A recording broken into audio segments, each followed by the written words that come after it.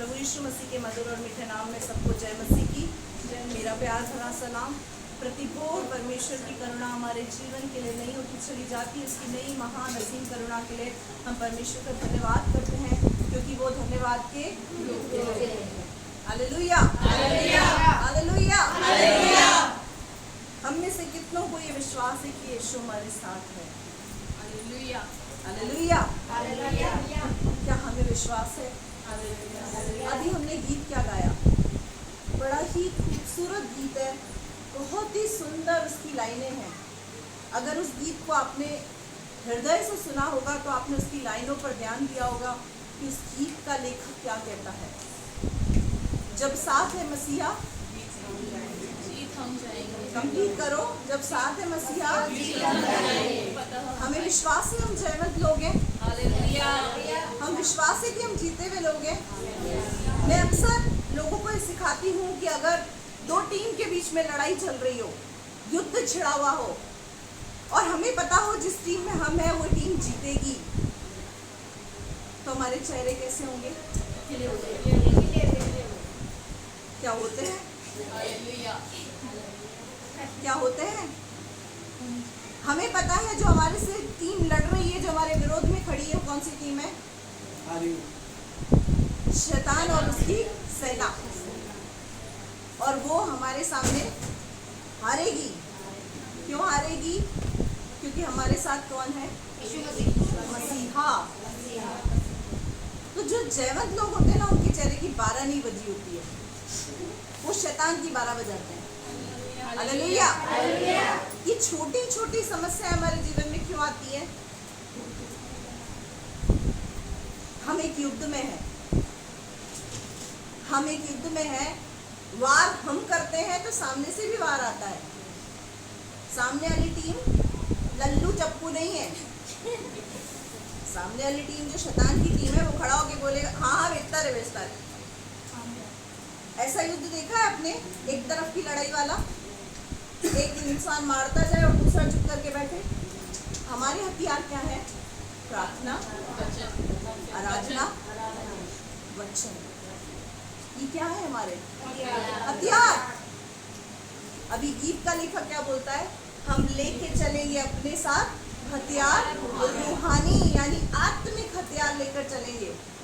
शैतान भी हारेगा हमसे, दुश्मन जो जानी, यानी शैतान को हमसे हारना पड़ेगा।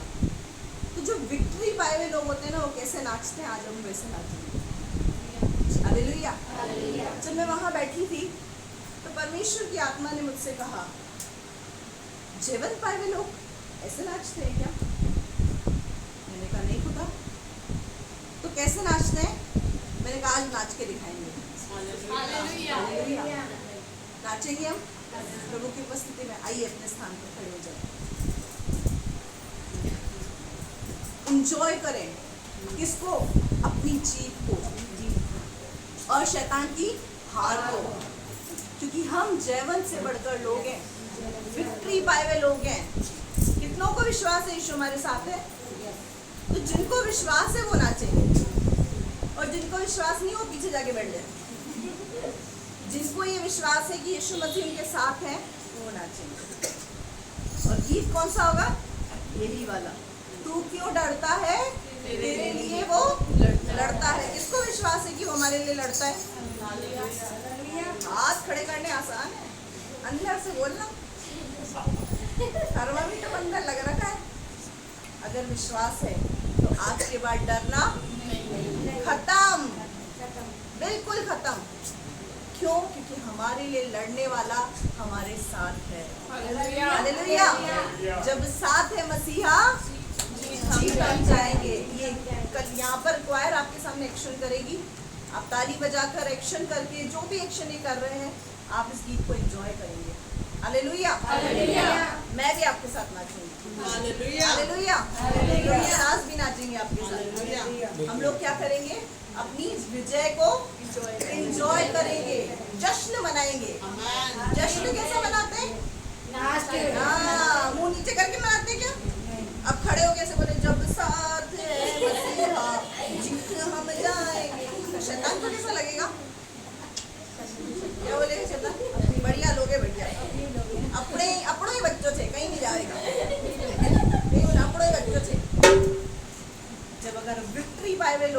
जश्न मनाएंगे। किस बात का? यीशु हमारे साथ है और हम जयवन टीम के लोग हैं। हालेलुया।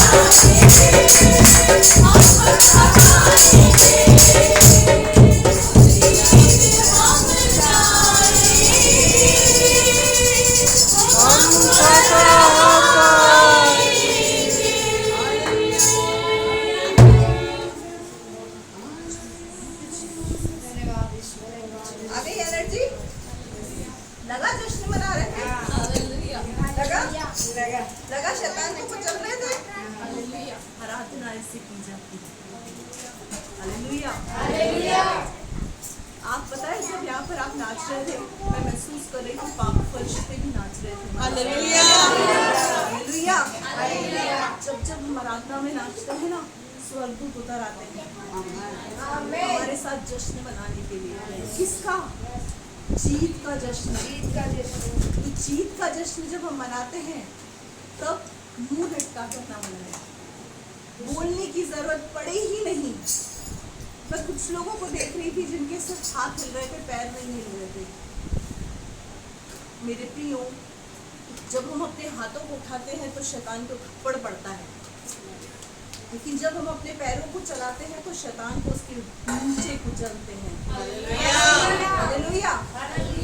अगर पैर हिलते नहीं तो उनको कहो यीशु के नाम से हिलने लग जा। हिलने लग जाएंगे। नहीं हिल रहे तो हिलने लग जा। हालेलुया। क्या अंदर से फीलिंग आई कि हम वाकई विक्ट्री पाए हुए लोग हैं? हालेलुया। हम नाच रहे थे तो लग रहा था सच्ची में तो हम जयवंत लोग हैं। हम ऐसे ही रोते रहते हैं मूर्खों की तरह, गिड़गिड़ाते रहते हैं। हालेलुया। हम कौन से हथियार को लेके चलेंगे अपने हाथों में? रूहानी। और शैतान को हमसे हारना पड़ेगा। हालेलुया। और हम जीत जाएंगे। हालेलुया। अपने स्थान पर बैठ जाइए। जो जयवंत से बढ़कर लोग होते हैं वो मुंह लटका कर नहीं चलते। हमारे जो पास्टर दादा थे वो किसी का भी मुंह लटका हुआ देखते थे ना, उनको अच्छा नहीं लगता था। वो बोलते चली क्या तेरे को मुंह क्यों लटका रखा, उम्र क्या है तेरी? वो डायरेक्ट ऐसे डांटते थे। वो किसी लड़की को चले क्या मुंह बना रखे? क्यों पता है? क्योंकि उनको ये पता था कि यीशु हमारे साथ है। हम जयवंत से बढ़कर लोग हैं। वो बच्चों को भी यही सिखाते थे। हालेलुया। हालेलुया। हमारा मुंह लटकाना इस बात को साबित करता है कि हमें यीशु मसीह पर विश्वास नहीं है। विपरीत परिस्थितियां, चाहे कैसी भी परिस्थितियां हैं, अपने पड़ोसी से कहें जीत हम जाएंगे। हमारी जीत पक्की है। हम ही जीतेंगे। बोलिए अपने पड़ोसी से, बोलिए कि आपकी जो समस्या है हम ही जीतेंगे, क्योंकि मसीहा हमारे साथ है, यीशु हमारे साथ है। क्या जो हमने बोला इस पर विश्वास करते हैं? आपने जो अंगीकार किया उसे यीशु ने सुना है। आपकी जीत पक्की है और वो आने वाली है, उसे रिसीव कर लें। हालेलुया। आज अगर आपने अपनी जीत को रिसीव कर लिया, आने वाले समय में एक बड़ी विजय आपके जीवन में। हालेलुया। एनर्जी आई, मजा आया, खुदा को भी मजा आया। हालेलुया। को भी मजा आया। हम किसके लिए आराधना करते हैं? यीशु के लिए। अगर उसको ही मजा ना आए तो हमारी आराधना व्यर्थ है। एक दारू पीने वाला जब दारू पीता है उसको क्या होता है? मजा आता है, सुकून मिलता है। वो उस नशे में और दारू में मदहोश होता है। इसी तरीके से एक विश्वासी को परमेश्वर में मदहोश होना चाहिए। हालेलुया। ताकि जब हम आराधना करें तो यीशु ऊपर बैठकर बोले हाउस ऑफ प्रेयर, मजा आ गया। क्या हम समझे? जब आप यहाँ नाच रहे थे ना, सचमुच मैंने यहाँ पर पाक फरिश्तों को आपके साथ नाचते हुए महसूस किया और महसूस किया कि वाकई यीशु खुश है। क्या देखकर कि हम अपनी जीत का जश्न मना रहे हैं। हालेलुया। आज के बाद हम हर दिन अपनी जीत का जश्न मनाएं। आमीन। आइए हम अपनी आंखों को बंद करेंगे, वचन सुनने के लिए अपने हृदय को तैयार करेंगे। हालेलुया। पवित्र आत्मा, हम आपका स्वागत करते हैं। वचन के लिए मैं अपने आप को पवित्र आत्मा आपके हाथों में दूँ। मत्ती 10:20 के वचन के अनुसार बोलने वाली मैं नहीं, परमेश्वर तेरा आत्मा है जो मुझ में से होकर बोलता और बातचीत करता। आज भी प्रभु मैं तेरी आत्मा को अपने मत्थे में पुकारती हूँ।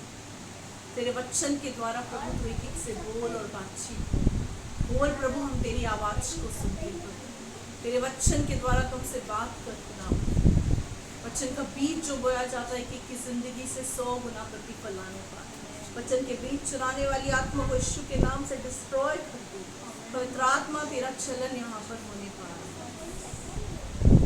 प्रभु। मैं लाइट सिस्टम को, गैजेट्स को, यूट्यूब, गूगल मीट को प्रभु, कलीसिया के तमाम व्यक्ति को प्रभु, सब बातों को तेरे हाथों में सौंपती। कोई भी गड़बड़ी का आत्मा, डिस्टर्बेंस का आत्मा, पवित्र आत्मा यहाँ कार्य न करने पाए। सुस्ती आलस से जलाने वाली आत्मा, ऊँघने वाली आत्मा, नींद दिलाने वाली आत्मा यहाँ से गेट आउट हो। पवित्र आत्मा तेरी सामर्थ्य यहाँ कार्य करे। पूरी रीति से मैं अपने आप को तेरे कंट्रोल में दी। धन्यवाद करती आपने दुआ यीशु के नाम में। आमीन। हालेलुया। हालेलुया। आइए हम जल्दी से वचन में चलेंगे।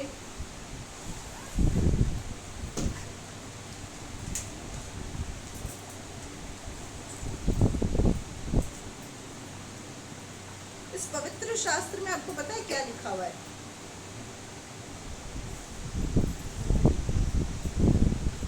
बताइए क्या लिखा हुआ है? आज्ञाएं, प्रतिज्ञाएं, वाचाएं। अक्सर जब हम मार्केट में किताब खरीदने जाते हैं तो हम अगर किचन से संबंधित कोई किताब खरीदने जाते हैं, रेसिपी बुक लेने जाते हैं, तो क्या लिखा होता है? खाना बनाने के नुस्खे, ऐसा लिखा होता है। इसमें भी जीत कैसे आएगी उसके नुस्खे लिखे हैं। और क्या लिखा हुआ है? यीशु को प्रसन्न करें उसके नुस्खे। हालेलुया। हम जो किताबें, कॉमिक्स को कैसे पढ़ते हैं? एंजॉय करके। क्यों? क्योंकि उसमें क्या लिखा होता है? नुस्खे। इसमें भी नुस्खे ही हैं। यीशु को कैसे प्रसन्न करें, अपने जीवन में शांति कैसे लाएं, आशीष को कैसे प्राप्त करें और जीत का अनुभव कैसे करें।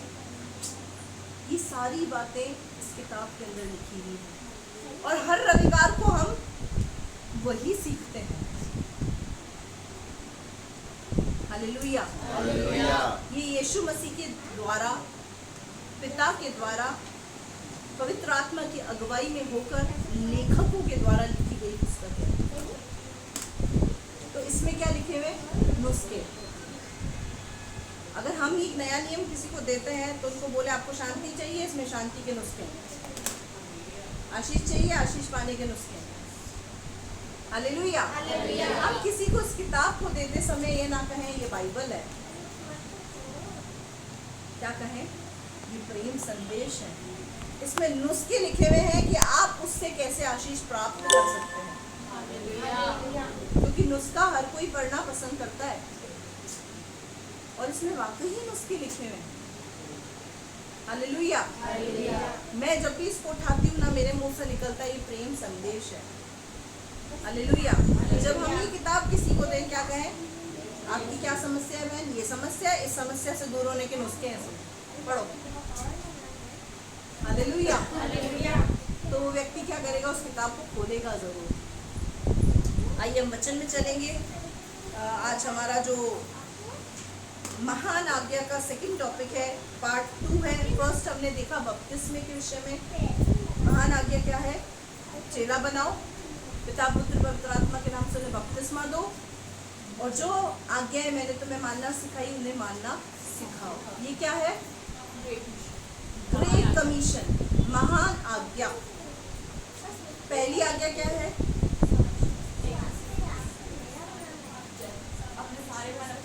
अपने सारे मन, सारी शक्ति, सारी बुद्धि, सारी ताकत से परमेश्वर से प्रेम रखे, पहली आज्ञा है। दूसरी, अपने पड़ोसी से अपने समान प्रेम करो। ये कौन सी आज्ञा है? पहली और दूसरी। लेकिन जिसके विषय में हम सीख रहे हैं वो क्या है? वो महान आज्ञा है, ग्रेट कमीशन। और उस महान आज्ञा के अंदर हमने पहला टॉपिक सीखा, वो क्या था? डूब का बपतिस्मा। बपतिस्मे कितने प्रकार के होते हैं? 3 प्रकार के। पहला डूब का बपतिस्मा, जिसके विषय में हम सीख चुके हैं। वो किसके द्वारा प्राप्त होता है? अगुओं के द्वारा, नबियों के द्वारा, नबिया के द्वारा, दास दासी के द्वारा। इन सब चीज़ों को बोलना बहुत ज़रूरी है ताकि हमको ये बात पता हो। हम कहाँ हैं? आध्यात्मिक स्कूल। तो यहाँ टीचर्स बैठी, उनको पता है वो क्या करवाती हैं, बच्चों को रट्टा लगवाती है। क्या करवाती है?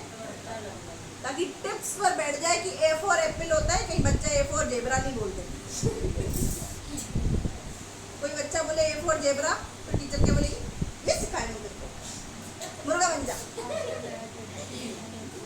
तो स्वर्ग में मुर्गा मुर्गी नहीं बनना पड़ जाए, इसलिए यहाँ पर मैं रट्टा लगवाती हूँ। हम कहाँ हैं? आध्यात्मिक स्कूल। कोई पूछे रविवार को कहाँ जाते हो? आध्यात्मिक स्कूल जाते हैं। सामने वाला सक पका जाएगा, सर पकड़ के दीवार में डाल देगा और दोबारा कभी पूछेगा ही नहीं।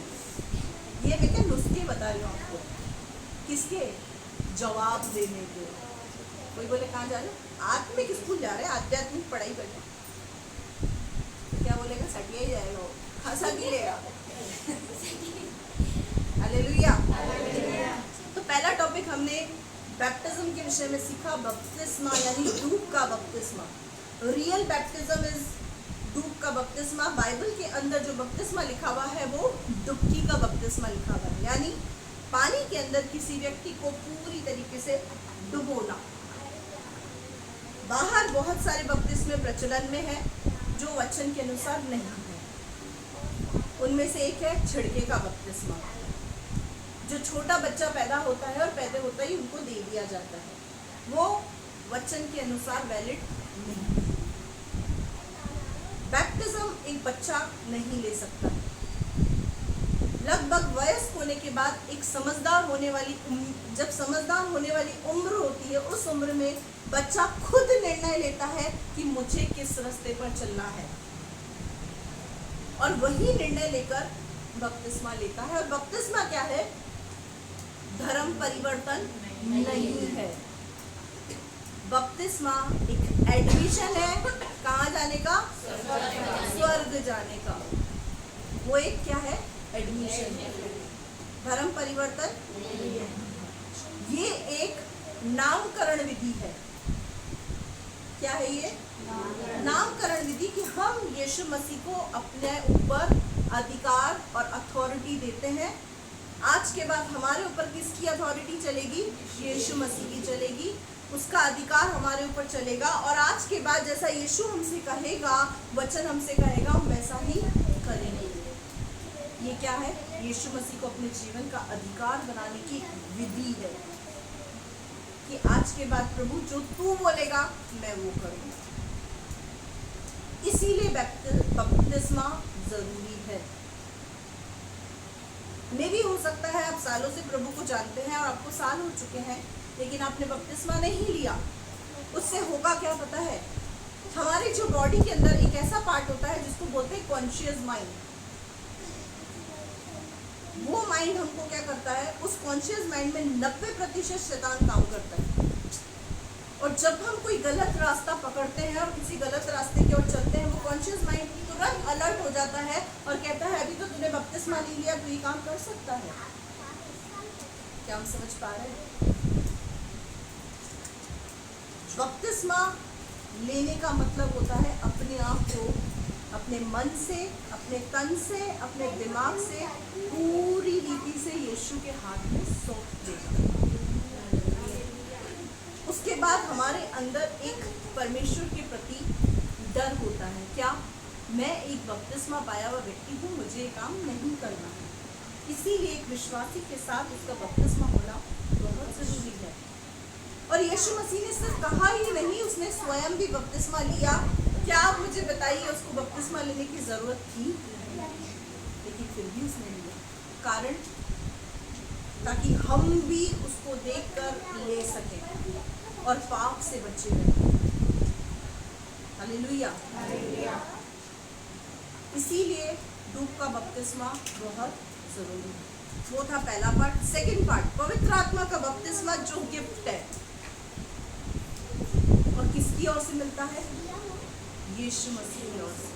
उसका बाइबल के अंदर प्रूफ है। यीशु मसीह ने कहा मैं जाता हूँ पर तुम ठहरे रहना, क्योंकि मैं तुम्हारे लिए गिफ्ट भेजूंगा, एक सहायक भेजूंगा, उसका नाम है पवित्र आत्मा वो तुम्हारी हर एक बात में सहायता और मदद करेगा जो वचन के अनुसार है। हालेलुया। पवित्र आत्मा किन बातों में सहायता करता है? इसको सीखे जो वचन के अनुसार है। कभी आप बोलो पवित्र आत्मा इस व्यक्ति ने मेरे को कल बहुत दिल दुखाया, इसको मेरे को गाली देना है, सामर्थ दे मुझे। पवित्र आत्मा क्या बोलेगा? दुष्ट आत्मा से मांगो, उससे अपना रिश्ता जोड़ो, वो सब सिखा देगा। गाली तकना, थप्पड़ मारना, लड़ना, मारपीट करना, सारी डिग्री है उसके पास। पवित्र आत्मा का यूज हमें कहाँ करना है? वचन के अनुसार, क्योंकि पवित्र आत्मा यीशु के द्वारा दिया हुआ गिफ्ट है, उपहार है, तो वो वही करेगा जो पिता को और यीशु को पसंद है। वो कोई भी अनुचित काम आपको नहीं करने देगा। तो पवित्र आत्मा का जब कोई यूज कैसे करना है ये मैंने आपको बता दिया, और वो क्या काम करता है वो बता दिया। अब हम देखेंगे कि पवित्र आत्मा का बपतिस्मा क्या होता है। अब इन्हीं क्रमों में इस चीज को सीखेंगे, क्योंकि ये बहुत महत्वपूर्ण टॉपिक है जो एक विश्वासी के जीवन के अंदर एक विश्वासी को पता होना जरूरी है। और तीसरा क्या बताया था मैंने? मैं यहाँ हूँ, यहाँ आने वाला आएगा, बैठ जाएगा जगह लेकर। मैं यहाँ खड़ी हूँ, आपके लिए खड़ी हूँ, आप यहाँ देखिए, मैं देख रही हूँ कौन आएगा, मेरी नजर में है। हालेलुया। तीसरे नंबर का बपतिस्मा क्या है? आपका बपतिस्मा वो किसके लिए होता है? सर्फ एक्सेल से दिमाग, निरमा पाउडर, सर्फ एक्सेल नहीं, तो फिर किससे धोया?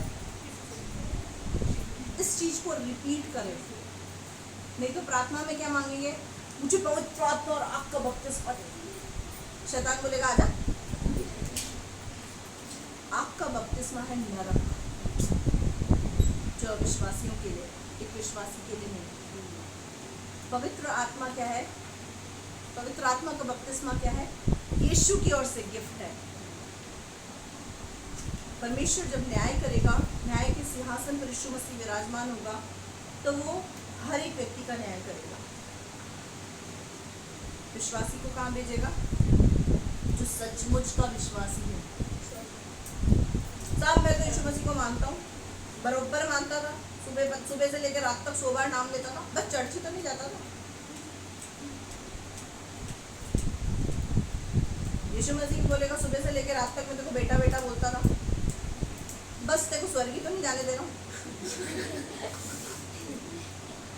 यीशु मसीह है वो। हमको अगर जवाब देना आता है तो उसको भी आता है।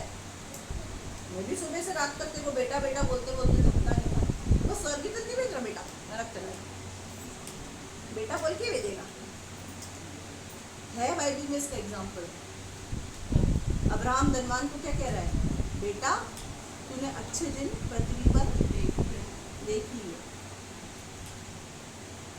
तो मेरे प्रियो, सेकंड नंबर के बैप्टिज्म के विषय में हम सीखेंगे। हम पढ़ेंगे मत्ती रचित सुसमाचार उसका 3रा अध्याय उसकी 11वीं और 12वीं आयत। मत्ती रचित सुसमाचार 3रा अध्याय 11वीं आयत, पेज नंबर 4। मैं तो पानी से तुम्हें मन फिराव का बपतिस्मा देता हूँ, परंतु जो मेरे बाद आने वाला है वह मुझसे शक्तिशाली है। मैं उसकी ज्योति उठाने के योग्य नहीं। वह तुम्हें पवित्र आत्मा और आग से बपतिस्मा देगा। उसका सूप उसके हाथ में है और वह अपना खलिहान अच्छी रीति से साफ करेगा और अपने गेहूं को तो खत्ते में इकट्ठा करेगा, परंतु भूसी को उस आग में जलाएगा जो बुझने की नहीं। हालेलुया। यहाँ पर कौन बोल रहा है? मैं तो तुम्हें पानी से बपतिस्मा देता हूँ। यूहन्ना बपतिस्मा दाता, जिसने बपतिस्मे को शुरू किया था, स्टार्ट किया था, वो क्या बोल रहा है? मैं तो तुम्हें पानी से बपतिस्मा देता हूँ। इसका मतलब एक याजक को ये अधिकार होता है कि वो पानी से बपतिस्मा दे। एक चेले को ये अधिकार होता है कि वो पानी से बपतिस्मा दे। लेकिन मैं तुम्हें पानी से मन फिराव का बपतिस्मा देता हूँ, परंतु जो मेरे बाद आने वाला है वह मुझसे शक्तिशाली है। अब बपतिस्मा हम कब ले सकते हैं, ये मैंने पिछले रविवार को बताया था कि जो विश्वास करे, मन फिराए, वो बपतिस्मा ले सकता है। मैंने आपको खोजे और फिलिपुस के बारे में बताया था कि खोजे ने जब सुसमाचार को सुना, यीशु मसीह पर विश्वास किया, मन फिराया। किससे मन फिराया?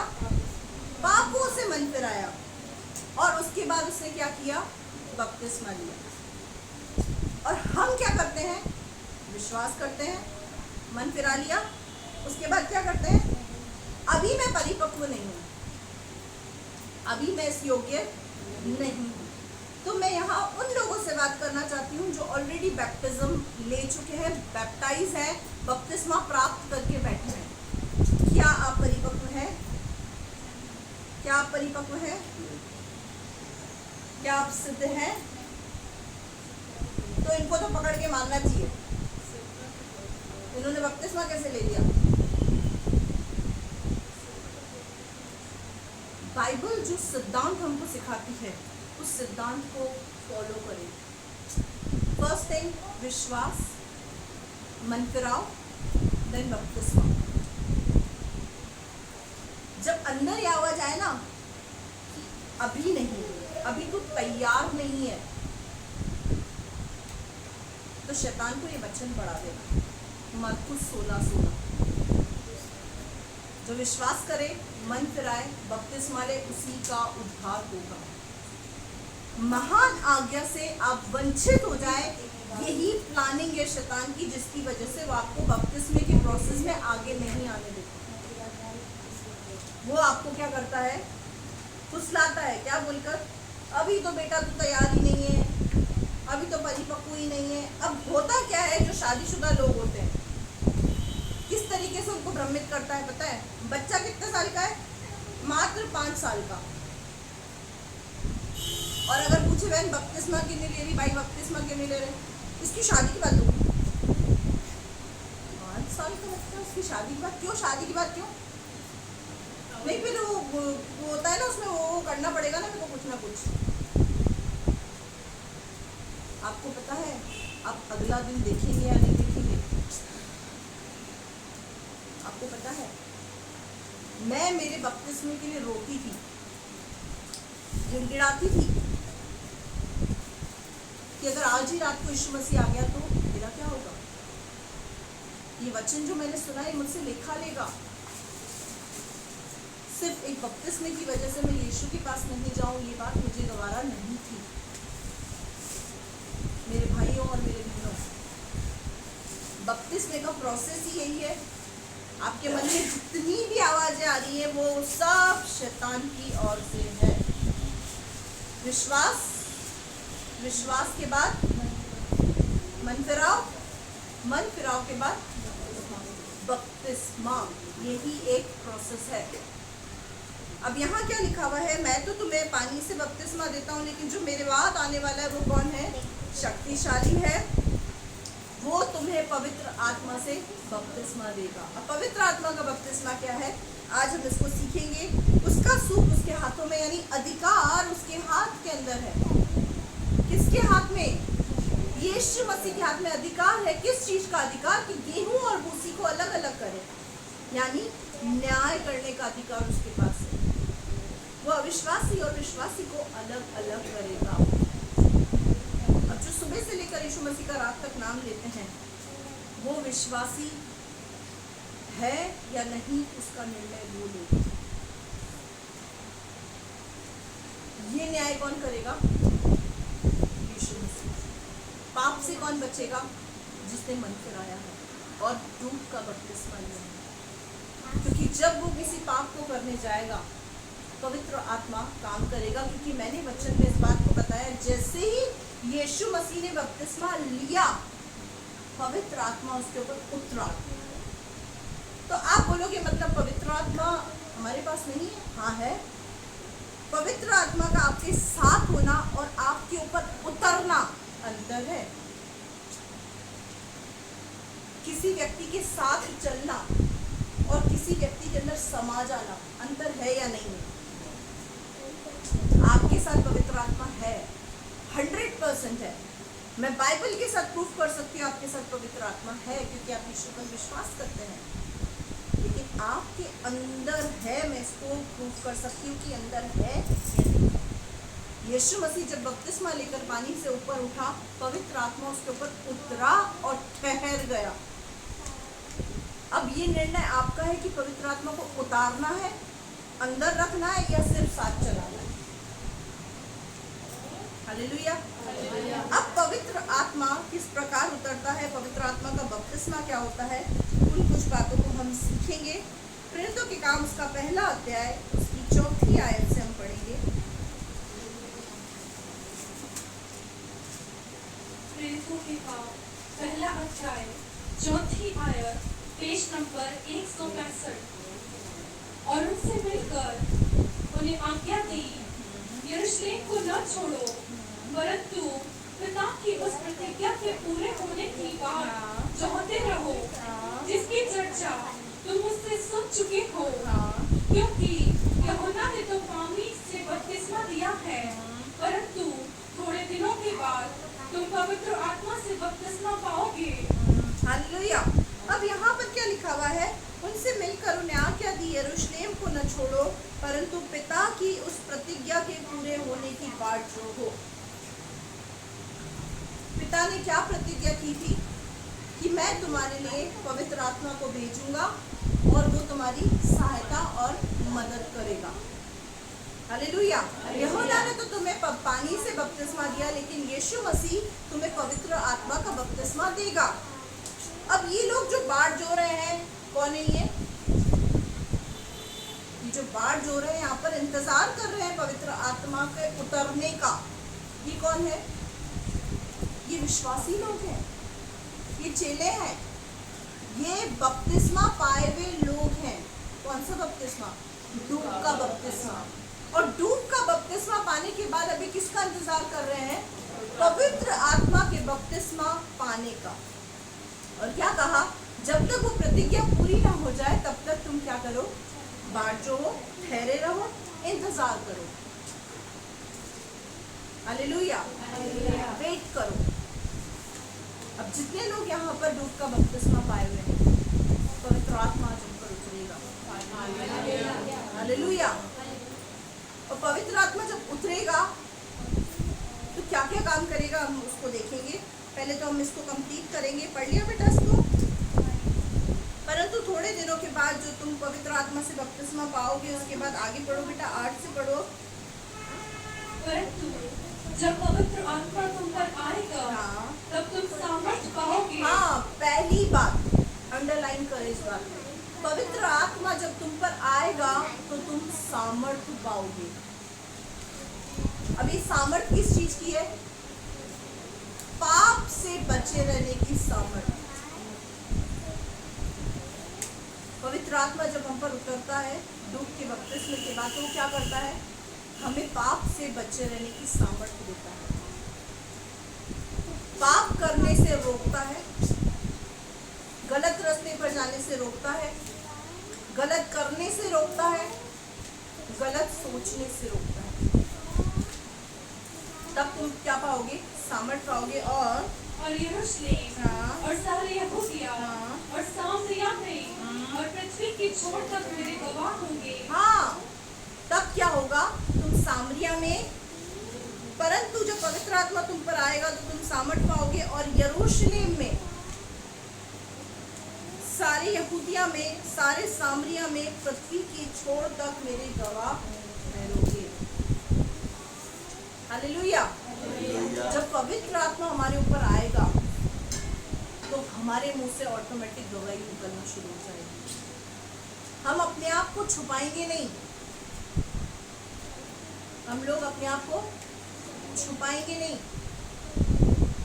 किसी अविश्वासी को देखकर छुप गए, अरे ये देख लेगा मुझे और पूछेगा तो यीशु मसीह को मानती है। पवित्र आत्मा सामर्थ का आत्मा है जो हमें जवाब देना सिखाता है। हालेलुया।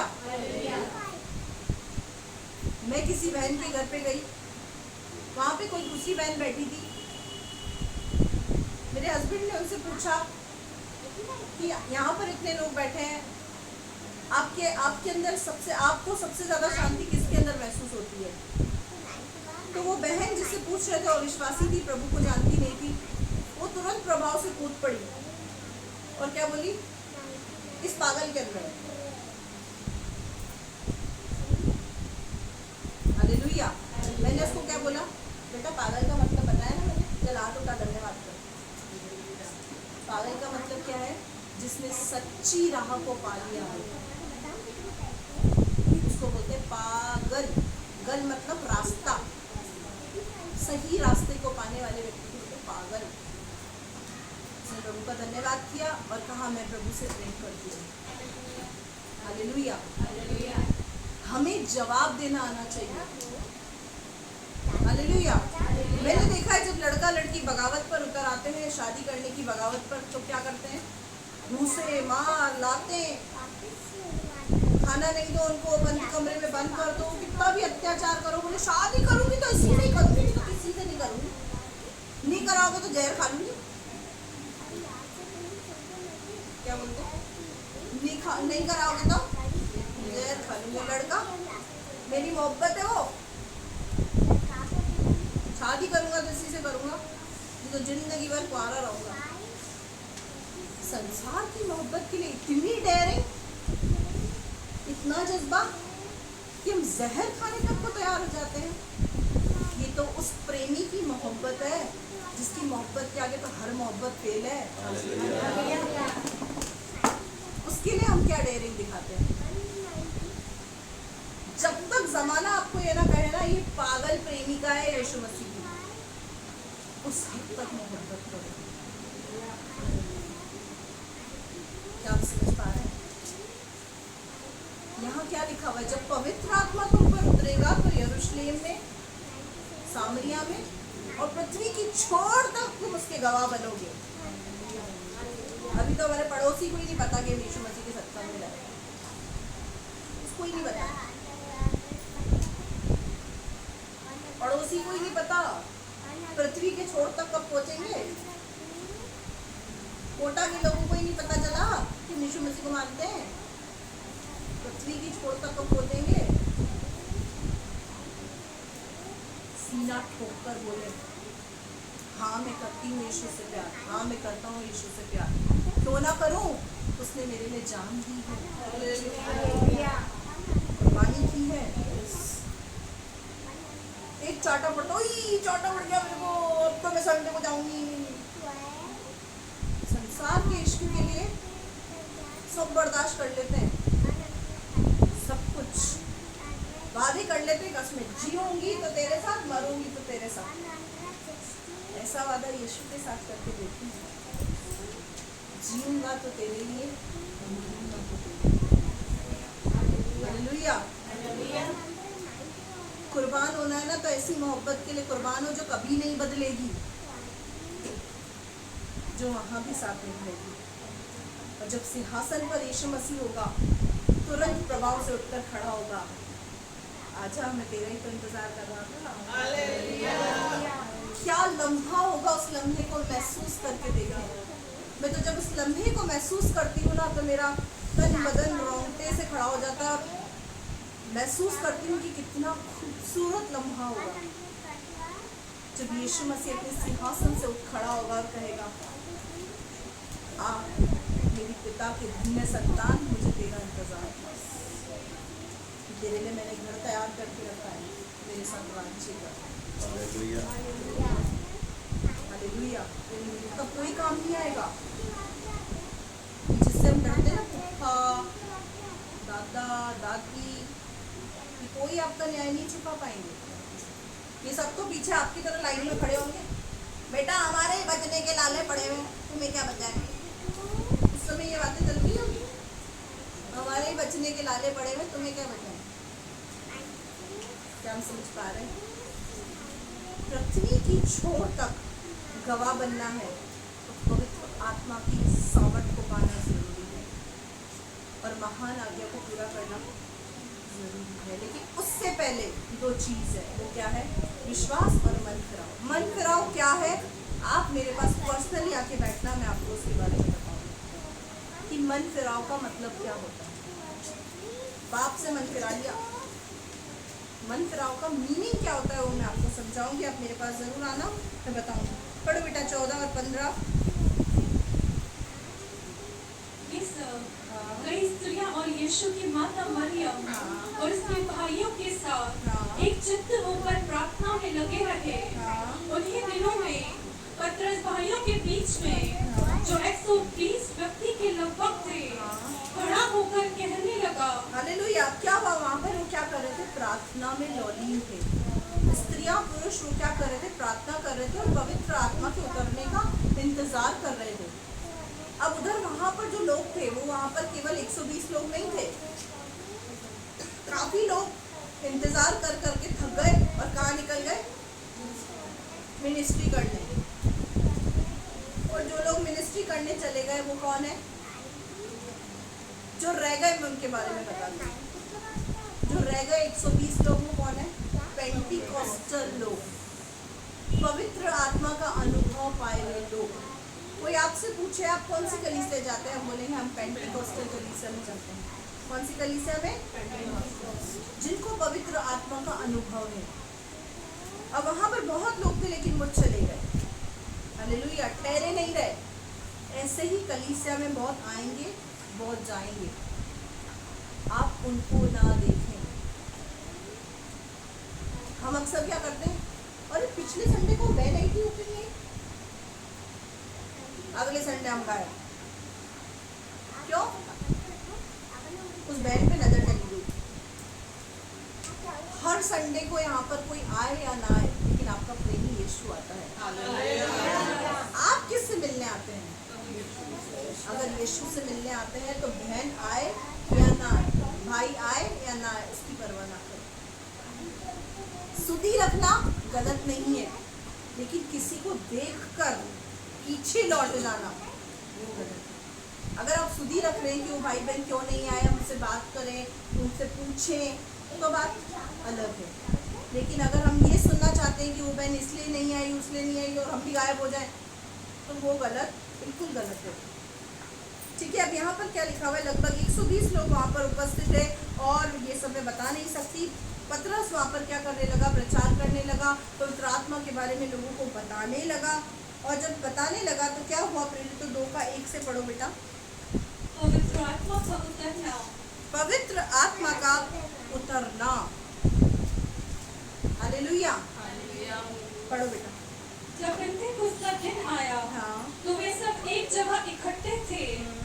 एकाएक आकाश से बड़ी आंधी की सी सनसनाहट का शब्द हुआ और उससे सारा घर जहाँ पर बैठे थे गूंज गया।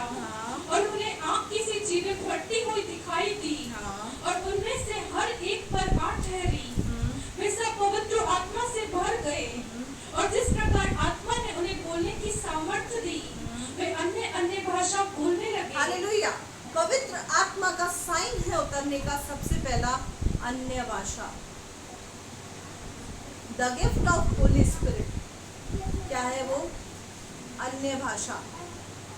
आप काफी विश्वासी यहाँ पर ये सोच के संतुष्ट हो रहे होंगे कि हाँ ये तो दान हमको मिला हुआ है, इसका मतलब पवित्र आत्मा हम पर उतरा है। आपको जब शुरुआती शब्द मिला अन्य भाषा का, तो वो क्या था? 2 शब्द, 3 शब्द। और आज भी आपका विश्वासी जीवन उस 2 और 3 शब्दों पर स्थिर खड़ा है, उसमें कोई उन्नति नहीं है। गिफ्ट और वरदान जब तक उनका यूज ना किया जाए वो यूजलेस है। अन्य भाषा के अंदर अगर मैं यहाँ पर किसी व्यक्ति को बोलूं 1 घंटा प्रार्थना करे, क्या कर पाएगा? 1 घंटा छोड़ो। किसी को बोलूं 10 मिनट अन्य भाषा बोलो, क्या बोल पाओगे? अलग अलग शब्द। इसका मतलब क्या है पता है? आत्मिक जीवन में आपने बढ़ने की शुरुआत की लेकिन आप अटक गए। अन्य भाषा 2 शब्दों पर निर्धारित नहीं है। शुरुआती शब्द मेरे भी 2 ही थे, लेकिन जब मैंने उसको चमकाना शुरू किया तो आज मैं कंटिन्यूसली अन्य भाषा के अंदर प्रार्थना कर सकती हूँ। हमारे पास 2 शब्द हमको मिले, वही 2 शब्द हमने संभाल के रखे। प्रभु को बोला जो तूने दिया हमारे पास बिल्कुल संभाल के रखा है। क्या वो 2 के 4 हुए? ये तोड़ा है। तोड़े का मतलब क्या होता है? तोड़े को इंग्लिश में बोलते हैं गिफ्ट। प्रभु ने जो गिफ्ट दिया उसको मल्टीप्लाई करना है, वो हमारे जीवन से मल्टीप्लाई होना चाहिए। वरदान और गिफ्ट पाकर हम बैठे हैं, उसको चमकाने की जिम्मेदारी हमारी है। सपोज करो किसी आपको चाहने वाले ने, आपके अजीज ने आपको कोई गिफ्ट दिया, अगर आप उस गिफ्ट की केयर नहीं करेंगे, उसको संभाल के नहीं रखेंगे तो क्या होगा? या तो वो खराब हो जाएगी, या टूट जाएगी, या उस पर धूल चढ़ जाएगी। अब जो गिफ्ट देने वाला है रोज आपके घर आता है क्या? गिफ्ट दो तो साफ सुथरा करके रखो। ऐसा कोई गिफ्ट देने वाला आपको मिला तो मुझसे मिलवाना उसको। गिफ्ट देने वाले की जिम्मेदारी थी गिफ्ट देना, उसकी टेक केयर करने की जिम्मेदारी किसकी है? जिसने प्राप्त किया है, प्राप्त करता। क्लियरली बता रही हूँ, उसकी जिम्मेदारी उस गिफ्ट की टेक केयर करनी। अब किसी ने मुझे घड़ी गिफ्ट करा, वो घड़ी पड़े पड़े पड़े पड़े जंग खा गई, काम करना बंद कर गई। उठा के घड़ी उसके पास जाऊंगी, क्या दिया है तूने मेरे को? वो क्या बोलेगा? क्या बोलेगी? मैंने तो बढ़िया दी थी, तुमको संभालना ही नहीं आया, यही बोलेगी ना। इसी तरीके से पवित्र आत्मा भी एक गिफ्ट और एक उपहार है, उसको संभालना आपके हाथ में है। वरदान, दान, फल, ये पवित्र आत्मा सब कुछ देता है और आपके अंदर है, पर वो दिख क्यों नहीं रहा है? क्योंकि हम उसकी केयर नहीं कर पा रहे, हम उसको चमका नहीं पा रहे, हम उसको अपने अंदर से शो नहीं कर पा रहे। क्या हम समझ पा रहे हैं? एक पवित्र आत्मा पाया हुआ व्यक्ति बहुत डिफरेंट होता है। आपको 2 शब्द मिले, आप आज भी 2 शब्द पर स्थिर है, कारण उस गिफ्ट का उपयोग नहीं किया, उसका सही उपयोग नहीं किया, उसको संभाला नहीं, तो 2 शब्दों भी अटक गए। अन्य भाषा बोलने के लिए बोलो तो ऐसी अन्य भाषा होनी चाहिए। यहाँ पर क्या लिखा हुआ है? जब पतरस प्रचार कर रहा है तो क्या हुआ? जब पेंटेकोस्त का दिन आया तो वे सब एक जगह इकट्ठे थे। अब वो क्या थे? आपकी तरह ही ऐसा कोई माहौल होगा, पतरस ऐसे खड़ा होगा और लोग ऐसे इकट्ठे होंगे। जब वो इकट्ठे थे, एकाएक आकाश से बड़ी सनसनाहट, आंधी की सी सनसनाहट शब्द हुई और उससे सारा घर जहाँ वे बैठे थे गूंज गया और उन्हें आग की सी जीभें फटती दिखाई दी। अच्छा एक बात बताओ, किसी व्यक्ति को आग लगी हो, वो बैठ सकता है? किसी औरत के घाघरे में आग लगा दो, बैठी रहेगी चुप करके? उसको बुझाने के लिए भागेगी, भागेगी नहीं भागेगी? आपके अंदर आत्मा की आग ही नहीं है। पवित्र आत्मा की आग को मांगे, आपका बपतिस्मा नहीं, पवित्र आत्मा की आग को मांगे, उसकी सामर्थ को मांगे। क्योंकि जब सामर्थ और आग उतरेगी ना तो हर मीटिंग में आपके ना पैर थिरकेंगे थिरकेंगे। बस आपको पता चलना चाहिए कि इस समय इस दिन में मीटिंग है, आप बैठ ही नहीं पाएंगे। क्यों? क्योंकि आपके अंदर वो आग है, वो आपको बैठने नहीं देगी। आग लगे हुए व्यक्ति को देखा है ना आपने, कैसे भागता है, कैसे दौड़ लगाता है, और कहाँ बुझती है उसकी आग? पानी में जाकर। आपकी भी आग है ना, यहीं बुझेगी, क्योंकि पवित्र आत्मा पानी को दर्शाता है, पवित्र आत्मा अभिषेक को दर्शाता है।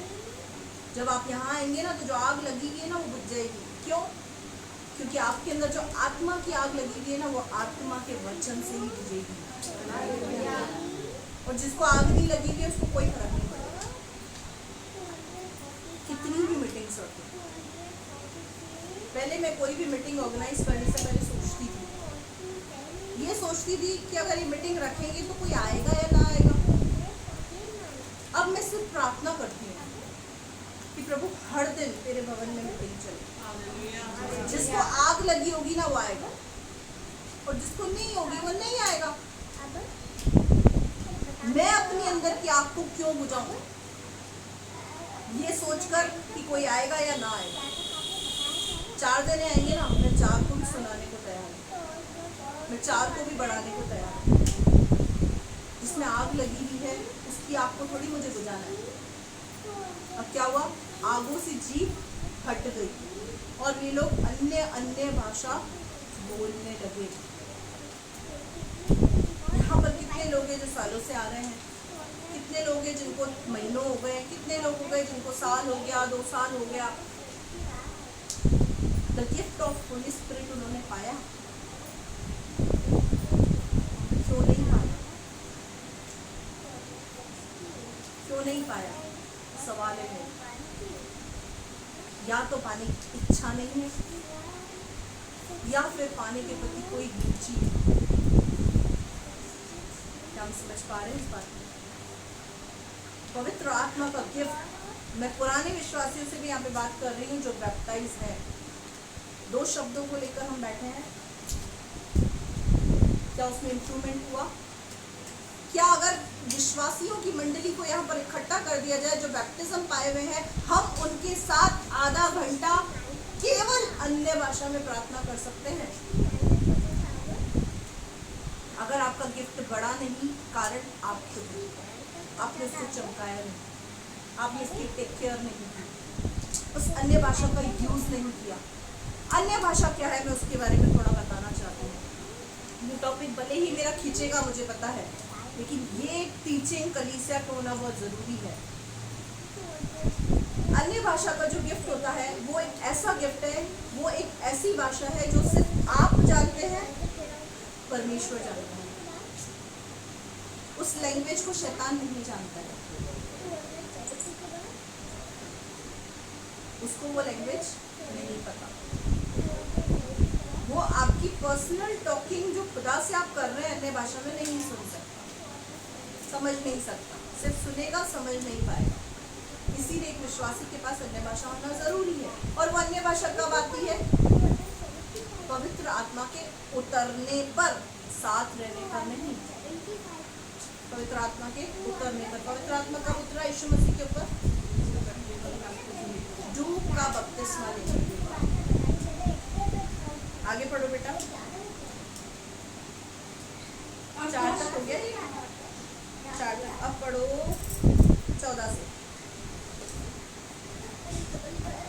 तब पतरस उन 11 के साथ खड़ा हुआ और ऊंचे शब्द से कहने लगा, हे यहूदियों, हे यरूशलेम के सब रहने वालों, ये जान लो और कान लगाकर मेरी बातें सुनो। जैसा तुम समझ रहे हो, ये लोग नशे में नहीं, क्योंकि अभी तो दोपहर ही दिन चढ़ा है, परंतु ये बात है जो योएल भविष्यद्वक्ता के द्वारा कही गई थी। परमेश्वर कहता है कि अंत के दिनों में ऐसा होगा कि मैं अपना आत्मा सब मनुष्य पर उड़ेलूंगा, और तुम्हारे बेटे और तुम्हारी बेटियां भविष्यवाणी करेगी, और तुम्हारे जवान दर्शन देखेंगे, और तुम्हारे बुढ़िया स्वप्न देखेंगे। वरन मैं अपने दासों और अपनी दासियों पर भी उन दिनों में अपनी आत्मा में से उड़ेलूंगा, और वे भविष्यवाणी करेंगे। हालेलुया। अब क्या हुआ, जब आत्मा इनके ऊपर उतरा तो जो अन्य लोग थे वो उनको देखकर क्या सोचने लगे? ये नशे में है। हालेलुया। क्या हमको कोई देखकर बोलता है कि ये मसीह की मोहब्बत के नशे में है? क्या वो नशा हम पर चढ़ा है? उन लोगों को देखकर जो बाहर के लोग हैं वो क्या सोच रहे हैं? कि नशे में है, क्योंकि वो बिल्कुल बेसुध होकर अन्य भाषा में सिर्फ परमेश्वर से बातें कर रहे हैं। उनके आसपास कौन खड़ा उनको मतलब नहीं है। जब प्रभु के भवन हम आते हैं ना, हमारा भी कुछ ऐसा ही होना चाहिए। हमारे आसपास कोई नाचे या ना नाचे, आराधना करे या ना करे, आंख बंद करे या ना करे, हमें उससे कोई मतलब नहीं होना चाहिए। हम यहाँ किसके लिए आए? यीशु मसीह के लिए। खुलकर बोले, किसके लिए आए हैं? यीशु मसीह के लिए। मेरे लिए आए क्या? नहीं, इनके लिए, अयांश के लिए, किसके लिए आए हैं? यीशु मसीह के लिए। यीशु मसीह के लिए आए हैं। तो जिसके लिए आए हैं उसको प्रसन्न करने पर अपना फोकस लगाएं, उसको खुश करने की कोशिश करें। उसके नशे में चूर रहे हैं। ये यहाँ पर क्या लिखा हुआ है? ये लोग नशे में हैं, ऐसा प्रतीत हो रहे हैं, पर यहाँ पर पतरस क्या बोल रहा है? ये लोग नशे में नहीं है। अभी तो दिन का पहर चढ़ा है, दिन में थोड़ी कोई दारू पिएंगे, दिन में थोड़ी कोई नशा करेंगे। ये तो वो है जिनके ऊपर भविष्यवाणी की गई थी। अब वो भविष्यवाणी आपके ऊपर पूरी हो रही है क्या? मुझे इस बात का जवाब। क्या लिखा हुआ है? भविष्यवाणी क्या है? योएल भविष्यद्वक्ता के द्वारा कही गई थी। परमेश्वर कहता है अंत के दिनों में ऐसा होगा कि मैं अपना आत्मा सब मनुष्य पर उंडेलूंगा और तुम्हारे बेटे बेटी भविष्यवाणी करेंगे। क्या आप भविष्यवाणी करते हैं? क्या आपको ये वरदान मिला? ना हम अन्य भाषा बोलते हैं, ना हम भविष्यवाणी करते हैं। ठीक है, अब सुनना। और तुम्हारे जवान दर्शन देखेंगे। इस कलीसिया में कितने लोग हैं जो दर्शन देखते हैं? कमी। इस कलीसिया के अंदर उन्नति की कमी है। दर्शन देखते हैं हम। किसी को अंदर से होता है कि मेरे को भविष्यवाणी का वरदान दे प्रभु, मुझे अन्य भाषा का वरदान दे प्रभु, मुझे दर्शन देखने का वरदान दे। क्यों नहीं है पता है? शैतान ने हमारी समस्याओं को अंदर हमको उलझा रखा है, ताकि सुबह से लेकर रात तक सिर्फ यही प्रार्थना करें, मेरे पेट का दर्द दूर हो जाए, मेरे पति का दर्द ठीक हो जाए, मेरी पत्नी ठीक हो जाए, मेरा बच्चा ठीक हो जाए, मेरा कर्जा उतर जाए, मेरा बिजनेस चलने लग जाए और सब कुछ हो जाए। इन्हीं 4 दायरों के अंदर शैतान ने उलझा रखा है। क्यों उलझा है पता है? अब मैं आपको इसके ऊपर एक अच्छी कहानी सुनाती हूँ। एक बंदर था। उस बंदर को शिकारी ने पिंजरे में कैद करके रखा था, और जब उसको पिंजरे में कैद करके रखा था तो पिंजरे के अंदर जितना साइज था वो उतना ही चल सकता था। वो क्या करता था? 4 कदम आगे चलता था, फिर 4 कदम पीछे चलता था, 4 कदम आगे चलता था, फिर 4 कदम पीछे चलता था। क्यों? क्योंकि उसके पास जगह ही इतनी थी, वो बंधा हुआ था। लेकिन किसी ने उस पर तरस खाया और कहा इस बंदर को हमें आज़ाद करवाना चाहिए, इसको भी जीने का अधिकार है, इसको भी स्वतंत्र रहने का अधिकार है। तो उस बंदर को क्या करा? उस पिंजरे में से आज़ाद कर दिया। जब उस बंदर को उस पिंजरे में से आज़ाद कर दिया, उसके बाद भी वो क्या कर रहा है? 4 कदम आगे चल रहा है, 4 कदम पीछे चल रहा है, 4 कदम आगे चल रहा है, 4 कदम पीछे चल रहा है। तो अब जिन्होंने आज़ाद करा वो सोचे इसका अंदर ही अच्छा था। क्यों? क्योंकि वो 4 कदम चलने वाली ना आदत पड़ चुकी थी उसको, आदत। एक विश्वासी को भी मसीह जीवन के अंदर यही आदत पड़ जाती है। मैं, मेरी बीवी, मेरा टीवी, मेरा हस्बैंड, मेरा परिवार, मेरा बिजनेस, मेरी जॉब। यीशु मसीह ने कहा है कुलिस्सियों 3:1 में, जब तुम मसीह के साथ जिलाए गए तो स्वर्गीय वस्तुओं की खोज में रहो। अब स्वर्गीय वस्तु क्या है? उद्धार, अन्य भाषा, चंगाई, छुटकारा। किसका? खुद का नहीं, हमारा हाथ रखने के द्वारा सामने वाले को मिलना, ये गिफ्ट है। अभी भी हम वही 4 कदम आगे 4 कदम पीछे। यीशु मसीह सर पकड़ के बैठा होगा, अंदर ही अच्छा था, ये बंधा हुआ ही अच्छा था। उस समय भी हम हारे हुए लोगों की तरह जीते थे, आज भी हम हारे हुए लोगों की तरह जी रहे हैं। उस समय भी शैतान हम पर राज्य कर रहा था, आज भी वो राज्य कर रहा है।